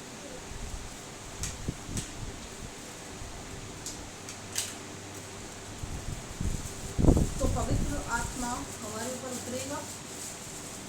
कितने लोग यहाँ पर भविष्यवाणी करते हैं? मेरी डिजायर है, मेरी इच्छा है कि इस कलीसिया के जवान भी भविष्यवाणी करें, दर्शन देखें, स्वप्न देखें। जब कोई आपकी कहता है ना कि हमने दर्शन में ये देखा कलीसिया के विषय में, मेरा हृदय ना आनंद से भर जाता है। और जब कोई व्यक्ति मुझे आके कहता है मैंने दर्शन में देखा शैतान खड़ा है मेरे को डरा रहा है, तो मैं अपना सर पकड़ लेती हूँ। क्यों आ रहे हैं ये दर्शन, ऐसे स्वप्न क्यों आ रहे हैं? क्यों आ रहे हैं? क्योंकि डर रहे हैं हम उससे, उसको डरा नहीं रहे। वो जीत रहा है हमसे, हम हार रहे हैं। और गा रहे जब साथ है मसीहा जीत हम जाएंगे, जीते वो की तरह चले हम। वो बंदर की तरह 4 कदम आगे 4 कदम पीछे, 4 कदम आगे 4 कदम पीछे, फिक्स। आजाद होने के बाद भी हम उसी कैद में घूम रहे हैं, उसी पिंजरे में घूम रहे हैं। निकले इन सब बातों से। जब आपके ऊपर वरदान आना शुरू होंगे, वो चमकना शुरू होंगे ना, आपकी समस्या गायब हो जाएगी। हालेलुया। एक वचन आपने पढ़ा है, परमेश्वर के वचन में लिखा है, नीति वचन में लिखा है, जो दूसरों की खेती सींचता है उसकी आप सींची जाएगी। अब इसका मतलब समझे, दूसरों की खेती सीखने का मतलब अपने दुकान पे ताला लगा के पड़ोसी की दुकान चलाने चले जाओ, ये नहीं है। दूसरों की खेती सीखने का मतलब है कि नहीं अब मैं, मेरा चिराग भाई बोले कि भाई अब मैं ना आनंद नमकीन नहीं चलाऊंगा, मैं तो विशाल का फास्ट फूड की दुकान संभालूंगा, ये नहीं है। दूसरों की खेती सींचने का मतलब क्या है? उसकी तकलीफ के लिए बोझ से प्रार्थना कर तो तेरी तकलीफ दूर हो जाएगी। क्या हम समझे? हम जब प्रार्थना करते हैं तो बोझ से करते हैं। हमको समस्याओं पे परमेश्वर विजय दिलाता जाता है। कारण क्या है? जब हम सबके लिए करने लगते हैं तो खुद की भूल जाते हैं। जब हम खुद की भूल जाते हैं तो उसको हमारी याद आ जाती है। समझ रहे? उन बातों से निकले, और जब उन बातों से निकलेंगे ना, आत्मा में निखरना शुरू करेंगे ना, अपने वरदानों को, दानों को चमकाना शुरू करेंगे ना, आपकी समस्या ये साइड होती चली जाएगी। एक भी समस्या आपको नहीं दिखेगी। हालेलुया। आगे पढ़ो बेटा। क्या लिखा हुआ है? तुम्हारे पुण्य स्वप्न देखेंगे, तुम्हारे दासों और अपनी दासियों पर वो आत्मा उड़ने लेगा और वे भविष्यवाणी करेंगे। ठीक है, ये कंप्लीट हो गया। आप 37 से 47 तक पढ़ो। तब सुनने वालों के हृदय छिद गए। हाँ, अब सुनने वालों के हृदय छिद गए। पतरस क्या कर रहा है? वहाँ पर खड़ा होकर उनको प्रीच कर रहा है, भाषण सुना रहा है। आगे। और वे पतरस और शेष प्रेरितों से पूछने लगे, हाँ। हे भाइयों, हम क्या करें? हाँ। पतरस ने उनसे कहा, हाँ। मन फिराओ हाँ। और तुम में से हर एक अपने अपने पापों की क्षमा के लिए यीशु मसीह के नाम से बपतिस्मा ले, हाँ। तो तुम पवित्र आत्मा का दान पाओगे। अंडरलाइन करें। क्या बोला? सबके हृदय छिद गए, और वहाँ लिखा हुआ है शेष प्रेरितों से पूछने लगे, हे भाइयों, हम क्या करें? पतरस ने क्या कहा? मन फिराओ और तुम में से हर एक व्यक्ति अपने पापों की क्षमा के लिए बपतिस्मा ले। अब यहाँ पर कहाँ लिखा हुआ है? मन फिराओ, सिद्ध बनो, परिपक्व बनो, पापा से पूछो, मम्मी से पूछो, सूझबूझ के बपतिस्मा लो। किसी की बाइबल में लिखा है? सबके पास है? यही लिखा हुआ है? ये लिखा हुआ है अभी नया? यही लिखा हुआ है? कुछ अलग तो नहीं है? क्या लिखा हुआ है? मन फिराओ और पापों की क्षमा के लिए बपतिस्मा लो। शैतान जो लॉलीपॉप पकड़ता है, पकड़ाता है तुम्हें, परिपक्व हो जा, सिद्ध हो जा, परिपक्व हो जा, सिद्ध हो जा। तो जब यीशु मसीह का आगमन होगा तब मुंह से वो लॉलीपॉप निकालेगा। छोड़, अब तक पकड़ के बैठा है इसको, अब जा। जिसकी सुन रहा था ना, अब उसी के पास जा। और वो कहाँ ले जाएगा? आग का बपतिस्मा, नरक की ओर। वचन की मानो। वचन क्या कहता है? हमारी भी मत मानो, वचन की तो मानो। वचन क्या कहता है? क्योंकि अगर इसी की मानोगे ना तो तर जाओगे, और नहीं मानोगे तो डूब जाओगे। इसमें सब चीजें लिखी हुई है। मन फिराओ का बपतिस्मा लो। वो आके पूछ रहे हैं हम क्या करें। इधर तो इतने शानदार लोग हैं, कोई आके पूछता ही नहीं है। इतने शानदार लोग, बाइबल बोलती ना खुद चैन लो ना लेने दो।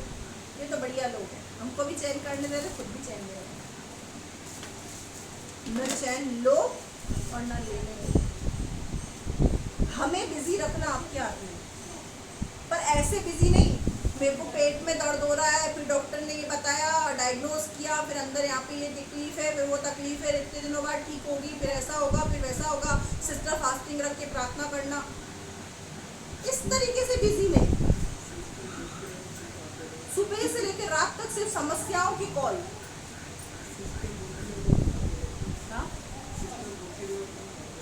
हाँ सही बात है। तुम भर पेट 3 टाइम का भोजन करो, सिस्टर फास्टिंग रखो तुम्हारे लिए। नहीं मेरे भाइयों मेरे बहनों, इन सब बातों से बाहर आए। पेट में दर्द, सर में दर्द, यहाँ दर्द वहाँ दर्द से किसी के भी फोन आते हैं। आत्मिक जीवन में बढ़ने के लिए हम क्या करें? ये क्या पूछ रहे हैं? ये क्या पूछ रहे हैं? इनका क्वेश्चन क्या है? हमारा क्वेश्चन क्या होता है? विश्वासी के लेवल तक आए। पंगु के पंगु रहेंगे तो यीशु मसीह से मैच नहीं कर पाएंगे। अपने कद को, आत्मिक कद को ऊंचा उठाएं। आगे बेटा पढ़ना। क्योंकि यहाँ लिखा हुआ है तुम बपतिस्मा लो तब तुम पवित्र आत्मा का दान पाओगे। यानी पवित्र आत्मा का दान मिलेगा, उसकी कंडीशन है। वो कंडीशन क्या है? विश्वास, मन फिराओ, बपतिस्मा। हालेलुया। आगे बेटा। क्योंकि ये प्रतिज्ञा तुम और तुम्हारी संतानों और उन सब दूर दूर के लोगों के लिए भी है जिनको प्रभु हमारा परमेश्वर अपने पास बुलाएगा। हालेलुया। अभी प्रतिज्ञा किसके लिए है? लिखा हुआ ईसाइयों के लिए है, क्रिश्चियंस के लिए है। ये प्रतिज्ञा उन लोगों के लिए है जिसको परमेश्वर दूर दूर से बुलाएगा। किसके पास? अपने पास। आपको क्या किया है परमेश्वर ने? बुलाया है। तो ये प्रतिज्ञा पूरी करनी है। प्रतिज्ञा के बाद क्या होता है? आज्ञा के बाद होती है प्रतिज्ञा पूरी। प्रॉमिस, अगर अपने जीवन के अंदर वचन के प्रॉमिसेस को पूरा करना चाहते हैं तो उस प्रतिज्ञा से पहले आज्ञा माननी पड़ेगी। प्रतिज्ञा का संधि विच्छेद करें। हाँ, प्रति प्लस आज्ञा। प्रतिज्ञा का संधि विच्छेद करें तो प्रति प्लस आज्ञा। प्रतिज्ञा में भी आज्ञा है, तो पहले आज्ञा पूरी करें, उसके बाद प्रतिज्ञा पूरी होती है। क्या हम समझ पा रहे हैं? पवित्र आत्मा अपने ऊपर उतारना चाहते हैं तो आज्ञा को पूरा करना पड़ेगा। और आज्ञा पूरी कैसे होगी? कौन कर सकता है? कब कर सकता है? ये आप पर्सनली आके बात करें। जितनी भी चीज मैंने यहाँ पर बोली ना, पर्सनली आके बात करें। पर्सनली तो कोई आता ही नहीं है, और जब पर्सनली कोई आता है तो दुखड़ा लेके। इन चीजों को अपने जीवन में लागू करें, तभी आप उन्नति कर पाएंगे। आगे पढ़ें बेटा। उसने बहुत और बातों से भी गवाही देकर समझाया हाँ। कि अपने आप को इस टेढ़ी जाति से बचाओ। हाँ। अतः जिन्होंने उसका वचन ग्रहण किया उन्होंने बपतिस्मा लिया, और उसी दिन 3000 मनुष्य के लगभग उनमें मिल गए, और वे प्रेरितों से शिक्षा पाने। एक ही टीचिंग में 3000 लोगों ने डूब का बपतिस्मा लिया। 3000 लोगों ने। क्यों? क्योंकि वचन उनके अंदर समा गया, उनके अंदर भूख थी, उनके अंदर प्यास थी। हमारी भूख और प्यास शैतान ने खत्म कर दी है। कारण छोटी समस्या को प्रोजेक्टर पे बड़ा दिखा कर। आपकी दृष्टि में जो समस्या बहुत बड़ी है, वो समस्या परमेश्वर के लिए बहुत छोटी है। किसी ने हेलीकॉप्टर देखा है? नहीं देखा है? आकाश में उड़ते हुए हेलीकॉप्टर नहीं देखा है? कैसा दिखता है? और होता कितना है? बहुत बड़ा। हम उसको नीचे से बहुत ऊंचाई पर देखते हैं, इसीलिए हमको बहुत छोटा सा दिखता है, पर असल में वो बहुत बड़ा होता है। इसी तरीके से हमारी समस्या हमको बहुत बड़ी दिखती है, लेकिन जब परमेश्वर उसको ऊपर से देखता है ना, तो बहुत छोटी दिखती है। क्या समझ पा रहे हैं? ये एक लॉजिक है, ये गुरुत्वाकर्षण का नियम है। समझे? साइंस बोल रही हूँ, सही बोला मैंने? ग्रेविटी। जब नीचे से ऊपर कोई चीज देखते हैं तो बहुत छोटी दिखाई देती, होती वो बहुत बड़ी। उसी तरीके से आपकी समस्या आपके लिए बड़ी है, आपके सॉल्व करने वाले के लिए बड़ी नहीं है, पर हो भी तो उसके सॉल्व करने वाली। हम क्या सोचते हैं? नहीं नहीं, खुदा को पहले ही बहुत काम है, ये तो मैं ही देख लूंगा। है ऐसे हम कलाकार हैं, प्रभु को वैसे ही बहुत टेंशन है। वो नयों को देखेगा, पुराने को देखेगा, ये तो मैं ही सॉल्व कर लूँगी। और फिर साल 2 साल 3 साल होने के बाद, प्रभु तू ही कुछ कर। प्रभु बोलता 3 साल पहले ही आया था बेटा, लेके रोता ही नहीं रहता है समस्या को। आपके जीवन के अंदर जो समस्या है, वो उससे वही सॉल्व कर सकता है, चाहे आपको वो बहुत इजी लग रही हो। कई बार बहुत इजी चीजें भी बहुत क्रिटिकल बन जाती हैं, कारण प्रभु आपको दिखाना चाहता है, मैं बैठा हूं ना, मैं बैठा हूं। लेकिन हम क्या करते हैं? खुद में ही कलाकार है। प्रभु कोई टेंशन नहीं देना चाहते, प्रभु हम देख लेंगे, टेंशन मत लो, प्रभु बहुत काम है। हालेलुया। क्या हम समझ पा रहे हैं इस बात? यहाँ पर लिखा हुआ है, उन लोगों ने 3000 लोगों ने बपतिस्मा लिया और वे प्रेरित से शिक्षा पाने। बपतिस्मा लेने के बाद क्या किया?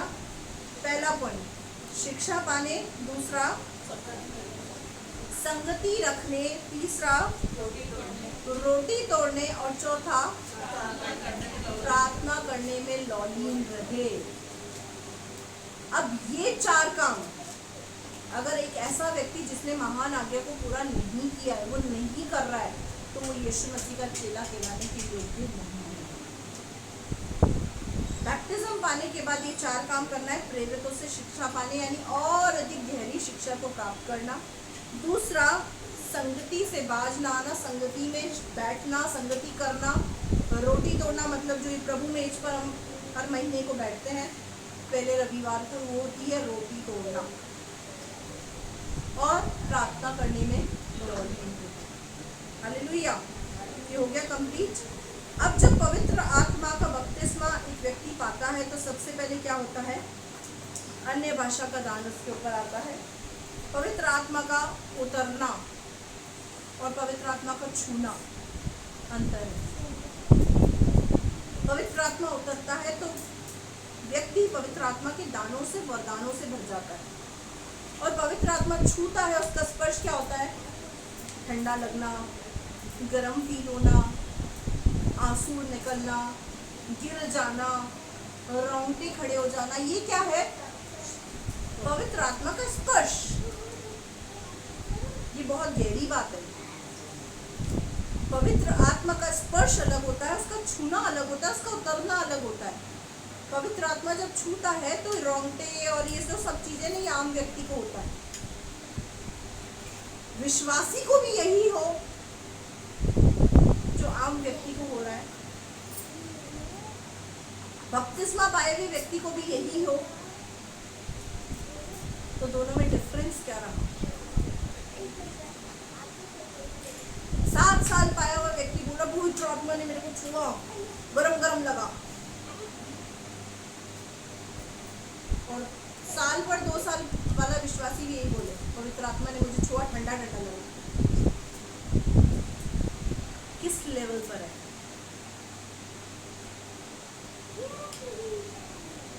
ये होना चाहिए। हम कहा है हमारा तराजू ऊपर नीचे हो रहा है, कभी तो ऊपर चले जाते हैं, कभी नीचे चले जाते हैं, कभी ऊपर चले जाते हैं, कभी नीचे। बैलेंस नहीं है हमारा लाइफ। कारण पवित्र आत्मा का अनुभव नहीं है। ये कुछ हफ्ते हम पवित्र आत्मा का अनुभव करेंगे और जबरदस्त पवित्र आत्मा उतरेगा जब इन अनुभवों को आप करेंगे। रूह की बारिश होगी, हालेलुया। लेकिन कब होगी? जो उस बारिश में भीगना चाहता है उसके ऊपर होगी। जो छतरी को लेके खड़ा है, एक भी बूंद मेरे ऊपर मत, उसके ऊपर नहीं होगी। छतरी क्या है? हमारा शेल्टर, हमारा घर। एक संडे गए, दूसरे संडे आप सो जाते हैं, बारिश हो रही है बहुत तेज। बार बारिश हो या ना हो, यहाँ हर रविवार बारिश होगी। हालेलुया। क्या लिखा हुआ है यहाँ पर? पवित्र आत्मा जब किसी व्यक्ति पर उतरता है तो पवित्र आत्मा का दान पाता है, स्पर्श नहीं। स्पर्श इज डिफरेंट। एक पहले दिन भी कोई व्यक्ति आता है ना तो वो रोता है, पवित्र आत्मा उसको छूता है। पवित्र आत्मा का छूना और उसका उतरना, क्या हम समझे? अब तक हम समझे थे इन बातों को? अब तक हम खुश होते थे, क्या सोच के बताएं? परमेश्वर ने मुझे छुआ। सिर्फ छूने में खुश है, सिर्फ छूने में खुश। आलिंगन होना चाहिए बरोबर का। पवित्र आत्मा को अंदर लेके घूमना है, अंदर लेके। टच टच थोड़ी करना है। ये गेंद था, छूते ही रेडी। ऐसा ही खुश था ना वो? आप लोगों ने नहीं देखा। ऐसे स्टैचू होते लोग, जैसे उनको टच करते हैं, जो व्यक्ति टच करता है वो व्यक्ति भागता है, दूसरे को टच करता है वो व्यक्ति भागता है, फिर वो तीसरे को टच करता है भागता है। तो हम यही कर रहे हैं, टच टच टच। पवित्र आत्मा के टच में ही खुश हो गए, इसलिए टच वाले ही रह गए हैं। वो जमाना टच स्क्रीन का है ना, तो टच में ही खुश है। पवित्र आत्मा का टच नहीं, उसका उतारना है उसको अपने ऊपर। और वो कैसे उतरेगा? पर्सनली आके नहीं। सबसे पहला पॉइंट है विश्वास, मन फिराओ, बपतिस्मा। कौन ले सकता है? ये मैं आपको पर्सनली। अब पवित्र आत्मा जब किसी व्यक्ति के ऊपर आता है तो वो एक गिफ्ट के रूप में काम करता है। उसके अंदर भी गिफ्ट है, गिफ्ट हैम्पर्स। गिफ्ट के अंदर गिफ्ट, गिफ्ट के अंदर गिफ्ट। पवित्र आत्मा यीशु के द्वारा दिया हुआ तोहफा है। और पवित्र आत्मा जब आता है तो वो खुद का गिफ्ट आपको देता है। यीशु ने क्या दिया? पवित्र आत्मा। अब पवित्र आत्मा आपको गिफ्ट देना चाहता है। अब वो गिफ्ट क्या है मैं वो आपको बताऊंगी। पवित्र आत्मा के जो आग पाया हुआ व्यक्ति, मैंने बताया, वो चुप नहीं रह सकता। और पवित्र आत्मा का जो बपतिस्मा पाया हुआ व्यक्ति है, जब उसके ऊपर दान आते हैं तो उन दानों को, वरदानों को चमकाने की जिम्मेदारी आपकी और मेरी है। पवित्र आत्मा पाया हुआ व्यक्ति अलग दिखना चाहिए। मैं आपको ये भी दिखाऊंगी पवित्र आत्मा पाया हुआ व्यक्ति कैसा हो जाता है, किस प्रकार का हो जाता है। मैं आपको उन लोगों से भी अवगत कराऊंगी जिनके ऊपर पवित्र आत्मा उतरा। अब हम इसी टॉपिक को सीखेंगे कुछ समय तक। पहले हम पढ़ेंगे गलातियों की पुस्तक, उसका 5वां अध्याय, उसकी 22 और 23 की आयत को पढ़ेंगे। हम यहाँ पे 2-3 आयतों को पढ़कर समाप्त करेंगे। जब पवित्र आत्मा आता है तो हमारे अंदर फल दिखने लगते हैं। पवित्र आत्मा के उतरने के बाद क्या दिखते हैं? फल दिखते हैं, जो गलातियों 5:22 के अंदर लिखे हुए हैं। गलातियों की पुस्तक 5वां अध्याय 22वीं आयत, पेज नंबर 263।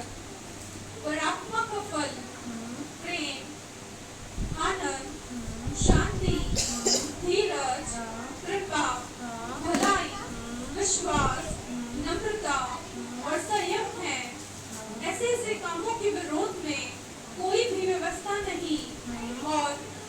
यीशु मसीह के हैं, उन्होंने शरीर को उसकी लालसाओं और अभिलाषाओं समेत क्रूस पर चढ़ा दिया है। हालेलुया। अब यहाँ क्या लिखा हुआ है? आत्मा का फल क्या है? सबसे पहला प्रेम, आनंद, शांति, धीरज, कृपा, नम्रता, संयम, भलाई, विश्वास। ये सब क्या है? पवित्र आत्मा के कितने फल है? 9 फल। जब पवित्र आत्मा उतरता है तो हमको इन 9 फलों से भरता है। ये फल हमारे अंदर दिखने लगते हैं। बाइबल परमेश्वर का वचन में लिखा हुआ है कि हर पेड़ अपने फलों से पहचाना जाता है। हम कैसे पेड़ हैं? हम अपने फलों से जाने जाएंगे। क्या हम समझ पा रहे हैं? अगर हमारे अंदर ईर्ष्या है, जलन है, कुड़न है, गुस्सा है, नफरत है, तो हम कैसे पेड़ हैं? बेकार बेकार पेड़, किसी काम के नहीं है। लेकिन अगर हमारे अंदर ये 9 फल हैं तो हम बहुत काम के हैं। हालेलुया। फिर हमारी सक्सेस, हमारी जीत पक्की है। और ये 9 फल गिफ्ट है किसके द्वारा? पवित्र आत्मा के द्वारा। यीशु ने क्या दिया? दूध का बपतिस्मा कौन देता है? याजक, पास्टर्स, नबी। पवित्र आत्मा का बपतिस्मा कौन देता है? यीशु मसीह। और दान और वरदान कौन देता है? पवित्र आत्मा। अब पवित्र आत्मा किस प्रकार से वरदान देता है? पहला कुरिन्थियों 12वां अध्याय उसको पढ़ेंगे, फिर मैं अपने कथन को यहीं समाप्त कर दूंगी। उसकी पहली आयत से पढ़ेंगे जल्दी जल्दी। पहला कुरिन्थियों 12वां अध्याय पहली आयत। हाँ। आत्मिक वरदान पेज नंबर 238। हे भाइयों और बहनों, हाँ मैं नहीं चाहता कि तुम आत्मिक वरदानों के विषय में अनजान रहो। हाँ तुम जानते हो कि तुम जब अन्य जाति थे तो गूंगी मूर्तियों के पीछे जैसे चलाए जाते थे वैसे चलते थे। इसीलिए मैं तुम्हें चेतावनी देता हूँ कि जो कोई परमेश्वर की आत्मा की अगुवाई से बोलता है वह नहीं कहता कि यीशु श्रापित है, और न कोई पवित्र आत्मा के बिना कह सकता है कि यीशु प्रभु है। आगे पढ़ो। वरदान तो कई प्रकार के हैं, परंतु आत्मा एक ही है। वरदान कई प्रकार के हैं, पर वरदानों को देने वाला एक ही है, वो है पवित्र आत्मा। वो क्या करता है? गिफ्ट देता है, वरदान और फलों को गिफ्ट में देता है। तुम आत्मिक वरदानों के विषय में अनजान ना रहो, इसीलिए लेखक बोल रहा है, मैं तुमको बता रहा हूँ। जो व्यक्ति अपने पूरे मन से, पूरे हृदय से, पूरे तन से यीशु मसीह को प्रभु मानता है, पवित्र आत्मा उसके पास है। आगे। और सेवा भी कई प्रकार की है, हाँ। परंतु प्रभु एक ही है। सेवा कई प्रकार की, प्रभु एक ही है। और आगे। प्रभावशाली कार्य कई प्रकार के हैं, हाँ। परंतु परमेश्वर एक ही है, हाँ। जो सब में हर प्रकार का प्रभाव उत्पन्न करता है, हाँ। किंतु सबके लाभ पहुंचाने के लिए हर एक को आत्मा का प्रकाश दिया जाता है। क्योंकि एक को आत्मा के द्वारा बुद्धि की बातें दी जाती है। आत्मा के द्वारा बुद्धि की बातें दी जाती है। बुद्धि का वचन, अच्छी बातें, ये किसके द्वारा मिलता है? सलाहें, ये किसके द्वारा मिलती है? बुद्धि की बातें, बुद्धिमान वाली बातें, ये कौन देता है? पवित्र आत्मा। ये पवित्र आत्मा का दान है, वरदान है पवित्र आत्मा का। आगे।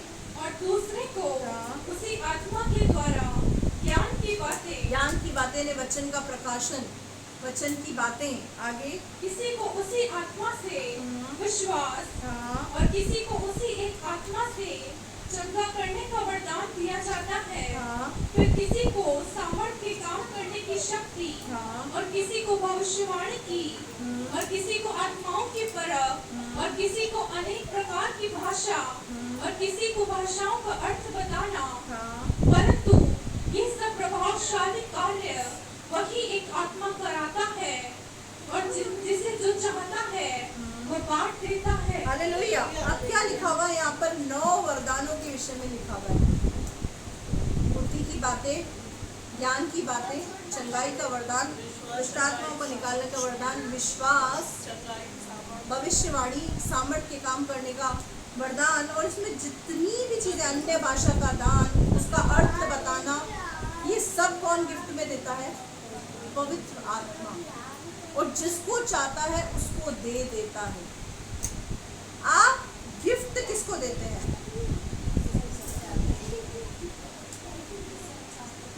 राजचंद्र व्यक्ति को गिफ्ट दे देंगे क्या? किसको देंगे? अपने अजीज को, जिससे हम प्रेम करते हैं और जिससे हम वाकिफ हैं, जिसके साथ हमारा संबंध अच्छा है। आपका पवित्र आत्मा के साथ कोई संबंध दूर दूर तक नहीं है, और आप बैठकर चीखते रहे, भविष्यवाणी का दान दे दे, भविष्यवाणी का दान दे दे, भविष्यवाणी का दान दे दे, तो क्या देगा? पवित्र आत्मा के साथ आपकी घनिष्ठता कितनी है, उसके साथ आपका संबंध कितना है, वो मैटर करता है आपके दानों और वरदानों के ऊपर। अपने दिनचर्या में, दिन भर में पवित्र आत्मा का आपकी जिंदगी में कोई वैल्यू ही नहीं है, पवित्र आत्मा को आपको क्या दान देगा? यहाँ लिखा हुआ है, जिसको चाहता है वो उसको बांट देता है। और ये सारा जो वरदान है ये पवित्र आत्मा ही देता है। तो पवित्र आत्मा ऐसे ही दे देगा क्या? एक संडे आया व्यक्ति इसको भविष्यवाणी का दान दे देता है, तो किसी काम का उसके लिए? तो भविष्यवाणी करेगा, लेकिन खुद की मन की भविष्यवाणी। पवित्र आत्मा जो गिफ्ट देता है ना, भविष्यवाणी का गिफ्ट, वो गिफ्ट पर्सनली अपने आप बाहर नहीं आता है। पवित्र आत्मा के उभारे जाने के द्वारा व्यक्ति भविष्यवाणी करता है। वो भविष्यवाणी परमेश्वर की ओर से होती है, बाकी सब व्यर्थ है, बाकी सब कचरा है, कचरा। क्योंकि पवित्र आत्मा गिफ्ट जो देता है वो सोच समझ के देता है। एक दिन के विश्वासी को नहीं देगा वो, जो पवित्र आत्मा को जानता है, पहचानता है, जिसके साथ पवित्र आत्मा का उठना बैठना है, उसको ही वरदान दिया जाता है। और उठना बैठना किसका होगा? जो इस वचन को तवज्जो देता है, जो हर आज्ञा को पूरा करता है, जो महान आज्ञा को सीरियस लेता है। अब यहाँ पर लिखा हुआ है कि जो पवित्र आत्मा के वरदान है वो 9 वरदान है। अब काफी लोग तो इधर ऐसे होंगे जिन्होंने वरदान को प्राप्त भी किया होगा, लेकिन वो वरदान उनकी जिंदगी में किसी काम का नहीं है। कारण उस वरदान को चमकाने की जिम्मेदारी आपकी और मेरी है। आपको दिया चंगाई का वरदान, अब कोई आपके पास आया कि मेरे पेट में दर्द हो रहा है, आपने हमको फोन कर दिया कि मेरा पड़ोसी है, इसके पेट में दर्द हो रहा है, इसके लिए प्रार्थना कर दो, तो वरदान वेस्ट, लुप्त हो गया, आपका वरदान लुप्त हो गया।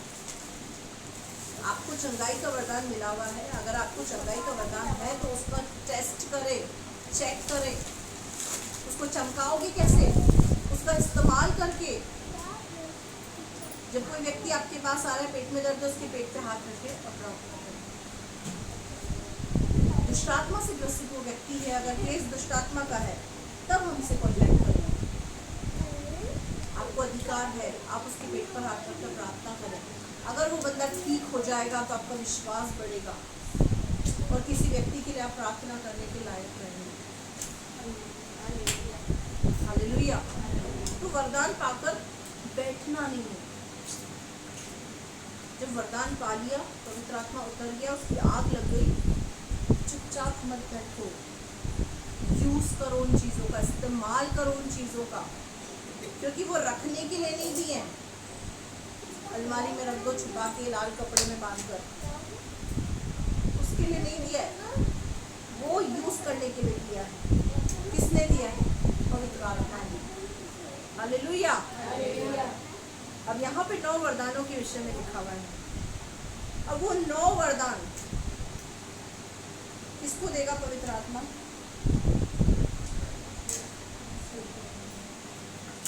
जिस पर वो उतरेगा।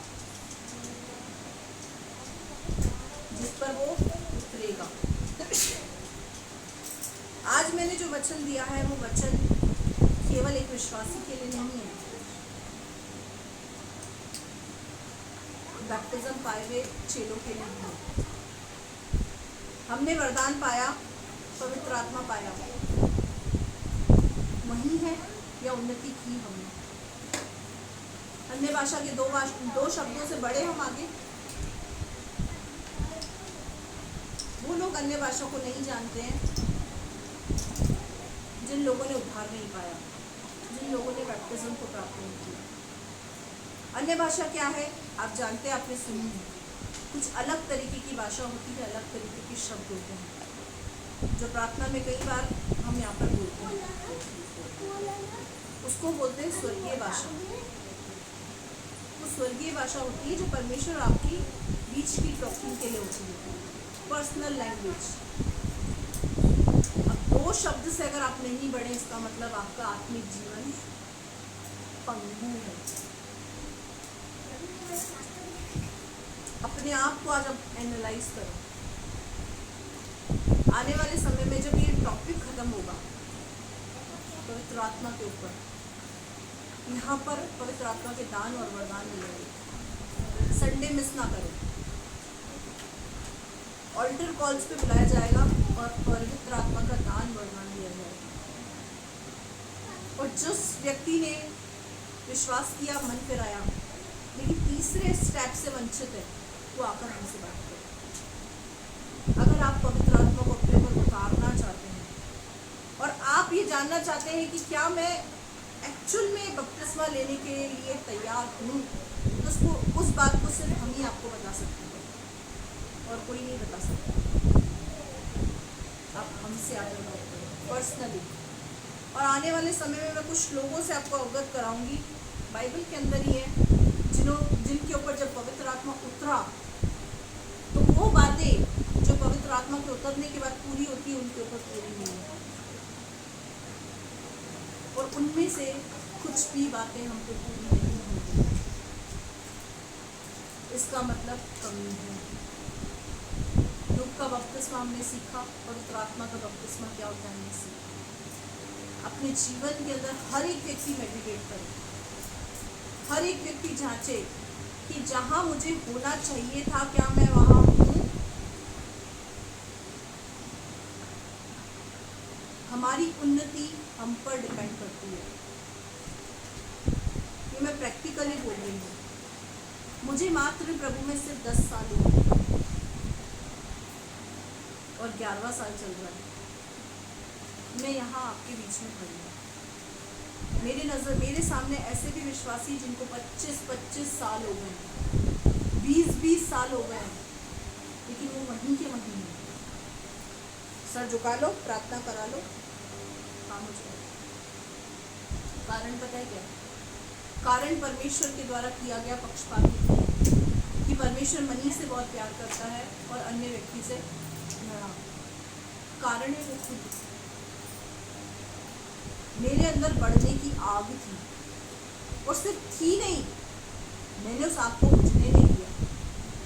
मैं उस आग के पीछे दौड़ी, परिश्रम किया, वरदानों को प्राप्त किया, उसे चमकाया। भविष्यवाणी जो मेरे ऊपर की गई, उन भविष्यवाणी को हल्के में नहीं लिया। मैंने पिछले समय में भी बताया था, जब भविष्यवाणी आपके ऊपर की जाती है तो उसके अनुसार चाल चलन चलना पड़ता है। अब किसी बेटी को बुला के मैंने भविष्यवाणी कर दी, इधर बेटा, एग्जाम्पल के तौर पे बताती हूँ। इसके ऊपर मैंने भविष्यवाणी की, आज के बाद तू दर्शन और स्वप्न देखेगी। भविष्यवाणी का वरदान मैंने इसके अंदर फ्लोरिश कर दिया। दर्शन स्वप्न देने का मैंने इसको वरदान दे दिया। मेरे द्वारा पवित्र आत्मा ने इसको वरदान दिया। अब वरदान इसको प्राप्त हो चुका है, इस वरदान के अनुसार इसको चाल चलन चलना है। अगर वरदान इसको मिल गया है, और वरदान मिलने के बाद अपनी सहेलियों के साथ बैठ के तेरी मेरी इसकी उसकी बैठ के करे और सोचे वरदान मिल गया और रविवार को जाना कैंसिल, अब तो मस्त घर में सोएंगे तभी तो दर्शन स्वप्न देखेंगे। बैठे बैठे थोड़ी आएंगे, सोएंगे तभी तो दर्शन स्वप्न देखेंगे। और अपनी ज़िंदगी में मस्त हो जाए, तो क्या वो दर्शन स्वप्न काम के हैं क्या? वो वरदान जो उसको मिला वो काम का है? कोई काम का नहीं है बेटा। व्हाट ब्लेस, वो किसी भी काम का नहीं है। क्यों? क्योंकि इसकी उसके प्रति कोई मेहनत नहीं है।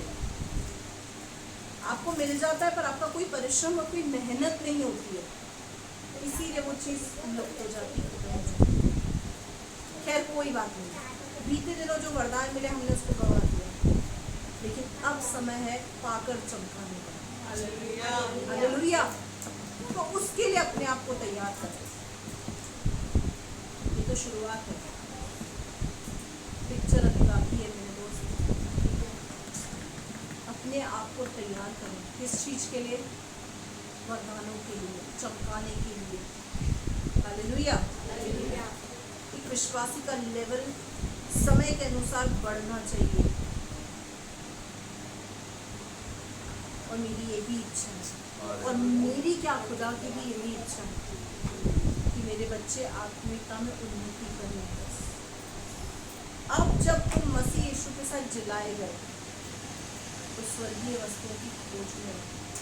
अब मसीह के साथ जिलाया जाना क्या होता है?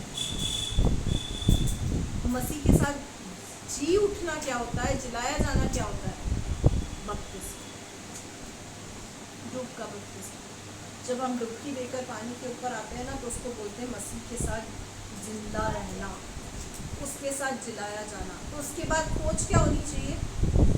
स्वर्गीय वस्तुएं, सांसारिक नहीं। मत्ती 6:33 के अंदर लिखा है, पहले तुम उसके धर्म और राज्य की खोज करो, फिर सारी वस्तुएं तुम्हें मिल जाएगी। हम क्या करते हैं? हमारी खोज ही गलत है। हमारी खोज क्या है? क्या स्वर्गीय वस्तु है?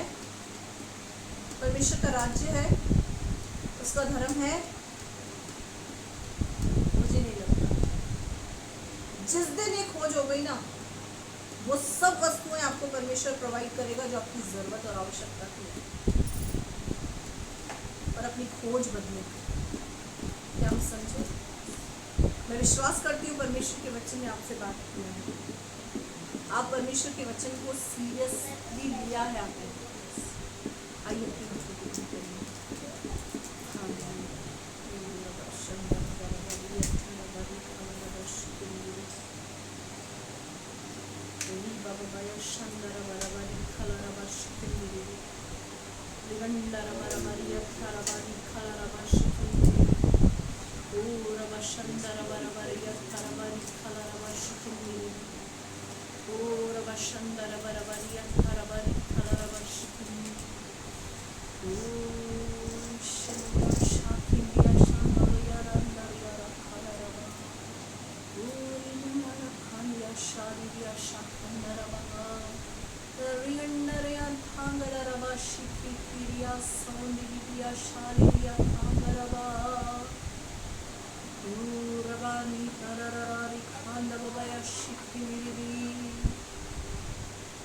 पवित्र आत्मा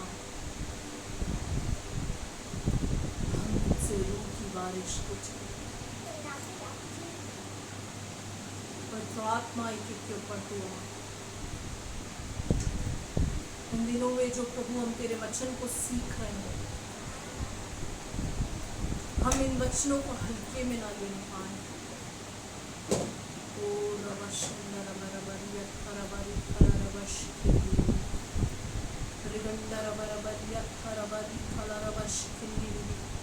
प्रभु तेरे वचन को सुन, इन्होंने सुना है प्रभु। हर एक व्यक्ति अपने हृदय को तैयार करने का उस महान आज्ञा के लिए प्रभु जो तेरी ओर से तूने हमें दिया है। पिता पुत्र पवित्र आत्मा के नाम से बपतिस्मा लेकर अपने आप को पूरी तरीके से तेरे कंट्रोल में लेना।